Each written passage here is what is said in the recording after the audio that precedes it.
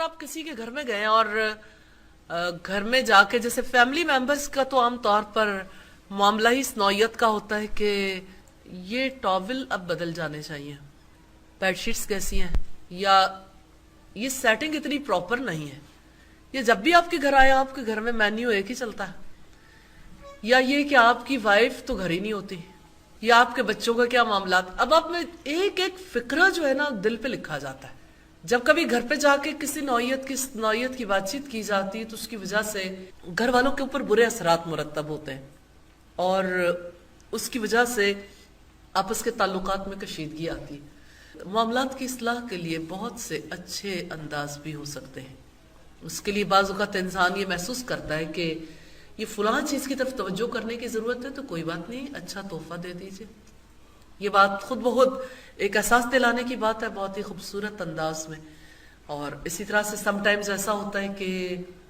انسان کچھ اچھے پہلوؤں کو زیادہ ہائی لائٹ کر دیتا ہے، اور ضروری تھوڑی ہے کہ آپ پورے گھر کی آپ نے ذمہ داری لے رکھی ہے کہ اس گھر میں جس قسم کی بھی ماحول کے اندر خرابیاں ہیں ان کو آپ نے بیٹھ کے ہائی لائٹ کرنا ہے، اور اس طرح سے آپ نے اللہ کے اجر کمانا ہے۔ تو یہ اجر کا کوئی ذریعہ نہیں ہے جس کی وجہ سے شوہر بیوی کے تعلقات کشیدہ ہو جائیں۔ بچوں کو بھی ماں باپ کے حق میں بگاڑا جاتا ہے، یہ چیز بھی ہماری سوسائٹی میں بڑی کامن ہے۔ بعض اوقات ایسا ہوتا ہے کہ خالائیں، ماموں وغیرہ، اور اسی طرح سے ننیال والے جو ہیں وہ ددیال والوں کے خلاف،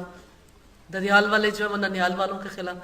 یا ماں کے خلاف جو ہے وہ ایسا ماحول پیدا کر دیتے ہیں جس کے بعد ساری حیات گزر جاتی ہے، کبھی آپس کے تعلقات درست نہیں ہوتے۔ جب تک تعلقات خراب رہیں گے، جتنی نسلوں تک اثرات آئیں گے، جس نے ایک فقرہ بھی شیئر کیا اور تعلقات کی خرابی میں حصہ ڈالا ہے اس کا حصہ بھی جاری رہے گا۔ اس لیے ان پر استغفار بھی کرنا چاہیے، اور جس گھرانے کی خرابی میں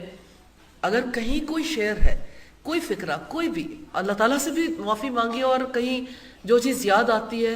تو ان افراد سے بھی ضرور معافی مانگ لیں، کیونکہ دنیا میں تو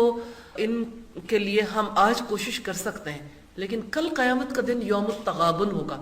جہاں نیکیوں کا غبن ہو جائے گا۔ جو باتیں انسان کو ناگوار گزرتی ہیں، چلیے آپ آپس کے تعلقات میں دیکھ لیجئے، نارملی ایسا ہوتا ہے کہ خواتین ناگوار باتوں کی طرف زیادہ توجہ دیتی ہیں کہ اچھا اصل میں یہ بات کیا تھی، کیسے ہوئی۔ جب آپ زیادہ توجہ دیں گے تو آپ کے دل کو اور تکلیف پہنچے گی، جب اور تکلیف پہنچے گی تو اس کے نتیجے میں آپ کے دل میں اور بدگمانی آئے گی، اور زیادہ یعنی اس کا ریئیکشن بھی اتنا ہی بڑا پیدا ہوگا۔ اگنور کرنا سیکھیں، اگنور کرنا۔ ٹھیک ہے کوئی کسی وقت غصے میں بھی ہو سکتا ہے، انسان اپنے بچے کی بات نہیں برداشت کرتا، چھوٹے بچوں کی کتنی باتیں برداشت کرتے ہیں، پھر جب وہ بڑے ہو جاتے ہیں تو اپنا بچہ سمجھ کر اگنور کر دیتے ہیں۔ ایسے ہی انسان جن لوگوں سے محبت کرتا ہے ان کی باتوں کو اگنور کر دیتا ہے، اور نہ کرنا چاہے تو بالکل قریبی فرد کی بھی بات اگنور نہیں کر پاتا۔ تو آپ صلی اللہ علیہ وسلم کے طریقے کو اپنانا ہے انشاءاللہ ازدواجی تعلقات میں بھی اور عام تعلقات میں بھی، کہ جو باتیں ناگوار گزریں اس طرف توجہ نہیں کرنی چاہیے۔ آج ماہرین نفسیات کہتے ہیں کہ جو باتیں دل پر زیادہ گہرا اثر ڈالتی ہیں بلاک لگانا سیکھیں، بلاک لگا دیں، سننا نہیں، توجہ نہیں دینی، بس اس کے اوپر غور نہیں کرنا۔